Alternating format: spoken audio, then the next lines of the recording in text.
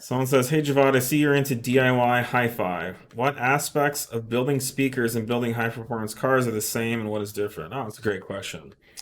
Um, yeah, I was really into speaker stuff when I was a kid. Like in high school, I did a lot of car audio, and after I got kind of bored with car audio, I started doing home audio and building home speakers. But this was in the '90s, so there wasn't a lot of technology to really help you do it.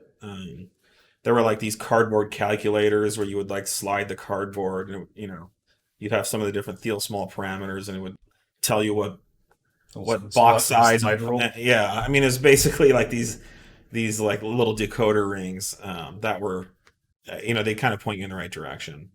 And so I kind of just on a whim one day, because I got a new TV at home. This was like 2015, and I was like thinking about adding some speakers to it.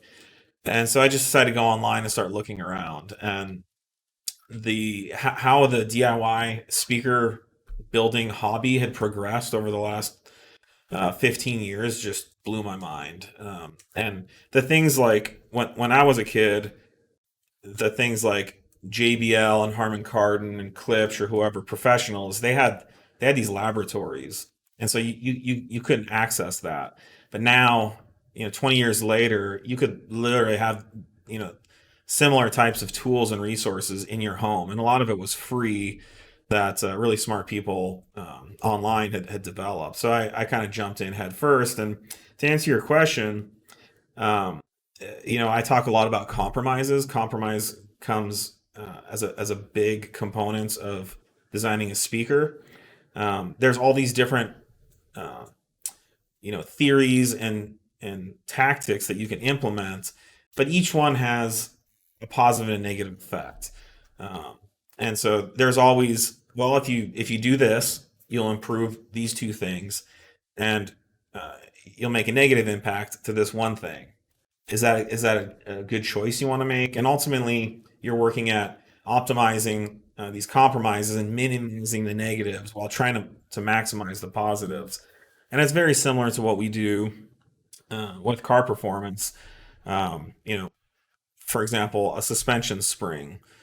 Is it better to have a lower center of gravity? Yes. But does that mean your shock is now bottomed out? Yes. So you lower the center of gravity, which is good, but now you have no damping, which is bad. And so there's all these decisions that have to be made, and they're very complex. They're not explained by conventional wisdom, rules of thumb, certainly common sense either. These are intricate dynamics that interplay with each other that have to be carefully considered, modeled, tested, validated.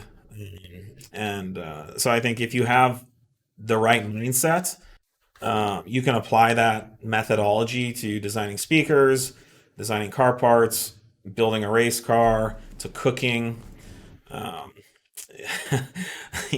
Many, many to a things. degree to human relationships, although I won't get into that because someone will probably think that I'm trying to science friendships. But to a degree, you can. There's a certain way you respond to someone, and there's a certain reaction you get back. Um, and so things Yeah, I become mean it's pretty predictable. yeah, so many things in life are formulaic Yeah, to at some basic level. yeah. But I think at the core of what I love about all the things that I'm into is creating. To me, creating something is one of the most satisfying things that I can do, the most rewarding things, especially when that creation solves a problem. Uh, to identify that problem, to evaluate the possible solutions, to implement it correctly, to test it, to validate it, to have other people test and validate it. So a lot of the speakers that I design, I publish and document the designs, and other people build them.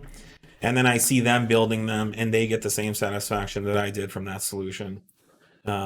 Similar with cooking, I publish a lot of my recipes and cooking techniques. Certainly, every day, seeing the happiness and satisfaction of our customers here at 034 Motorsport, that makes me incredibly happy. So, I'm not really motivated by making lots of money, although certainly do try to make a good living so that I can provide for my family and that I can retire someday and all that. But really, what drives me is creating solutions that solve problems, and once it's recognized by other people, I think that to me really closes the loop on the value of that whole process. Um, but if you're interested in speaker building, I have a Facebook group called DIY Loudspeaker Project Pad. I actually see a lot of our customers join it. When someone applies to the page, I can see what other groups they're in. I think just yesterday, someone was in like one of the RS3 groups that I approved. But cars are fun, but speaker building you can do it at home in your garage. There's no grease, which is really nice. Sawdust you can kind of vacuum it on, and His request now for an 034 cookbook.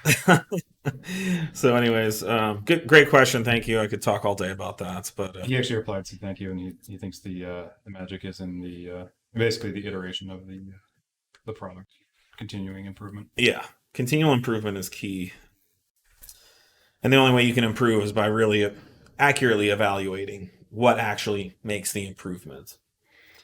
I mean, a lot of what we do in the group is debunking conventional wisdom or rules of thumbs.